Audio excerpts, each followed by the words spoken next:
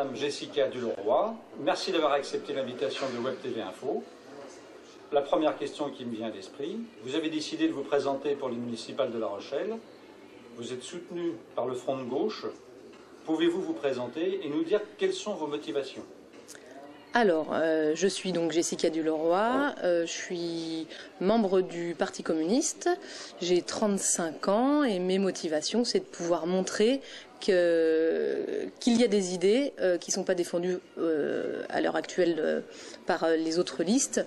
Entre autres, on se définit comme une liste contre l'austérité. On veut pouvoir montrer qu'il y a une alternative à ce système dans lequel on vit et que concrètement à La Rochelle, ça veut dire des choses. Par exemple, il y a les cuves picotis qui sont à la palisse.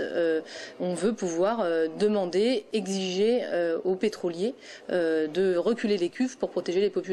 Et ça, concrètement, il n'y a pas d'autres listes qui vont proposer d'aller s'attaquer à des pétroliers. Voilà. Nous, on veut le faire et avec la population. Notre démarche est aussi une démarche citoyenne. On pense que quand on décide de lutter contre l'austérité, contre les grands, les puissants, eh ben, on ne peut pas le faire s'il n'y a pas l'appui de la population. C'est un petit peu notre démarche. Alors vous avez probablement déjà établi un programme pour cette élection. Pouvez-vous nous en tracer les principales orientations?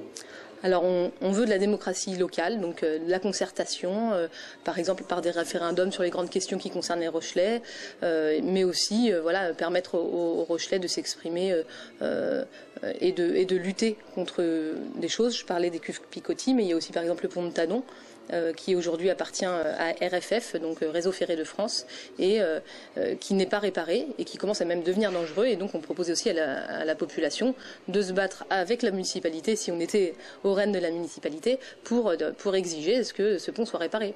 Alors vous n'êtes pas les seuls, vous parlez du pont de Tadon. J'ai vu également que Jean-François Fontaine exerçait également une pression sur Réseau Ferré de France pour justement pouvoir réparer ce pont, quoi. Oui, et tant mieux. S'il y en a d'autres qui ont les mêmes idées que nous, parfait. Par contre, au niveau de la démocratie locale, il n'a pas proposé à la population de se battre avec lui. Voilà, donc nous, on a une première partie de démocratie et de permettre à la population de s'impliquer dans la vie locale. Voilà, en termes de démocratie, mais aussi on veut améliorer les services publics. Tout ce qui est possible, parce que c'est aussi ça qui permet de faire que les gens vivent mieux. Donc je pense à la Poste, mais je pense aussi aux services municipaux s'il y a des besoins. Voilà, il y a des choses comme ça. Nous, on propose une proposition forte, c'est les transports gratuits dans l'agglomération rochelaise. Voilà, donc on a des propositions fortes qui nous permettent de dire on veut concrètement changer la vie des Rochelais dans le bon sens. Voilà. Vous n'êtes pas sans savoir que pour administrer et gérer une ville telle que La Rochelle, il faut des compétences. Avez-vous ces compétences, vous et vos colistiers? Oui, on a toutes les compétences pour gérer la ville de La Rochelle. On fait partie du monde associatif, on fait partie du monde syndical, on fait partie de différents partis politiques, et par exemple le Parti communiste dont je fais partie, le Parti de gauche qui est présent aussi, et plein de gens de la société civile. Et la politique doit être faite par les citoyens. C'est vraiment un axe fort de notre campagne.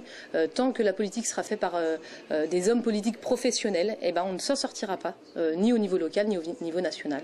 Donc on veut absolument donner le pouvoir aux citoyens, et ça c'est pour nous très important. On parlait de liste, justement. Est-ce que votre liste est finalisée? Est-ce que vous avez pu obtenir la totalité des personnes pour pouvoir justement vous inscrire, déposer votre liste auprès des autorités? On a les 49 personnes.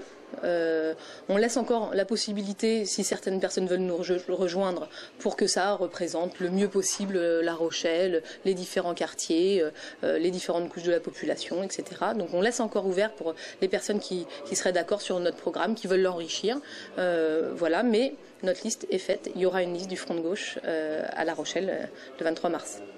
Avez-vous pensé à des orientations culturelles ou touristiques pour que La Rochelle rayonne encore un peu plus?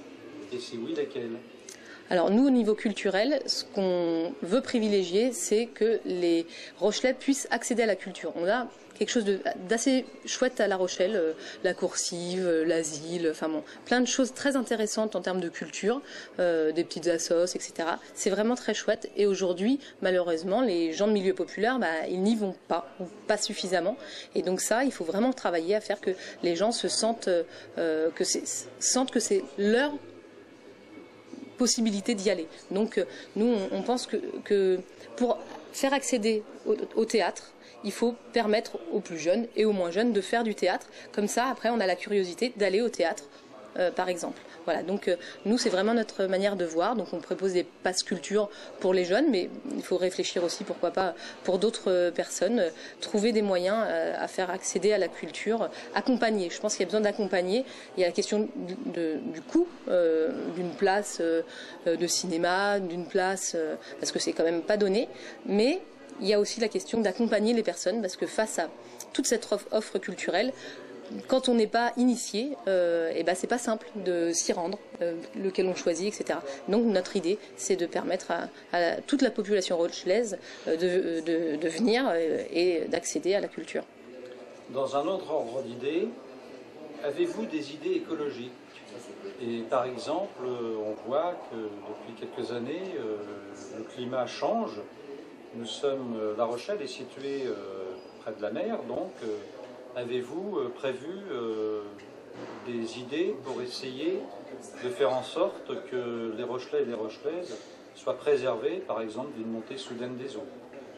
Alors, pour le moment, on n'a pas réfléchi sur les questions des digues ou quoi que ce soit, lesquelles il faudrait, même si de toute façon, ce qui est important, c'est de protéger la population. Ça, c'est une évidence. On est tout à fait écologiste, parce que on veut, par exemple, les transports gratuits, ce que j'évoquais tout à l'heure, c'est pour nous quelque chose de à la fois économique, parce que les gens, concrètement, dans leur portefeuille, s'ils payaient le transport, ils ne le payeront plus. S'ils payaient l'essence dans leur voiture et qu'ils prennent les transports, c'est une sacrée économie. Et aussi c'est une mesure écologique, c'est-à-dire que concrètement, et c'est pas utopique, hein, il y a 25 villes en France qui ont mis le transport gratuit, et par exemple à Aubagne, 35% de voitures moto en moins, donc concrètement moins de gaz à effet de serre. Voilà. En un an, 100% de fréquentation en plus dans les bus, etc. Donc c'est vraiment quelque chose de, pour nous, écologiste. Écologique. Votre projet de gratuité pour les transports ne concerne pas nécessairement les Rochelais et les Rochelaises. Ça concerne tout le monde, y compris les touristes qui viennent fréquenter la ville pendant l'été. Alors ce qu'il faut savoir, c'est que sur le prix d'un billet, à La Rochelle c'est 1,30 €, il y a entre 40 et 60% qui va à la billetterie, c'est-à-dire le ticket en lui-même, l'encre pour imprimer le ticket, les composteurs, etc. Et de notre point de vue, si on enlève tout ça, déjà on gagne la moitié du budget que ça peut coûter. Donc il faudrait, dans l'idéal, trouver un moyen de faire payer les touristes, mais comment faire concrètement pour que... Voilà. Mais il faut enlever la question de la billetterie pour permettre à ce que ça soit fluide et que ça soit moins cher, parce que concrètement ça prend quand même la moitié du budget des transports, ce qui est quand même un comble, quoi. On préférerait que les conducteurs soient mieux payés plutôt que de payer un composteur, quoi, hein, concrètement. Alors pourquoi pensez-vous que les Rochelais auraient plutôt intérêt à voter pour vous et votre liste? Moi, je pense qu'il faut que les Rochelais se déterminent en fonction de leurs idées. Nous, notre programme, il se détermine, comme je disais tout à l'heure, contre l'austérité. C'est-à-dire qu'à un moment donné, nous, on pense que le système capitaliste dans lequel on vit, c'est pas une bonne chose. Le système capitaliste, c'est mettre le profit au milieu de la société, au centre de la société, comme objectif de société. Pour nous, c'est une grave erreur. Pour nous, c'est l'humain, d'abord. L'humain au centre de la société. L'humain dans son environnement, parce que pour nous, ça va ensemble. Et donc...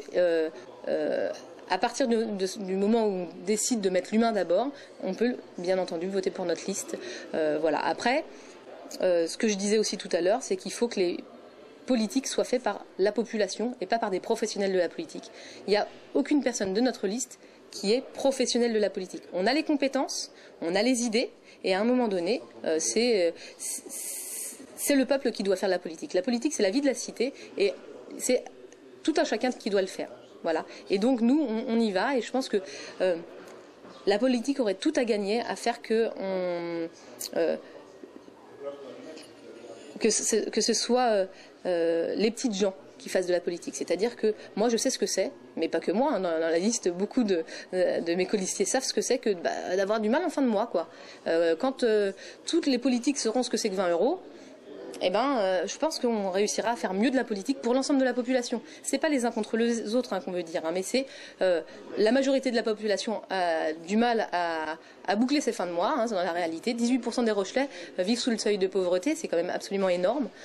Donc il faut concrètement que ça soit fait pour les gens, les vrais gens, j'allais dire. Voilà, pas que pour une élite. Un véritable mouvement citoyen, en quelque sorte. C'est ça. On veut vraiment embarquer toutes les personnes qui ne votent pas, et toutes celles qui votent aussi, mais vraiment, il faut savoir qu'aux dernières élections, 49 000 inscrits, 22 000 votants.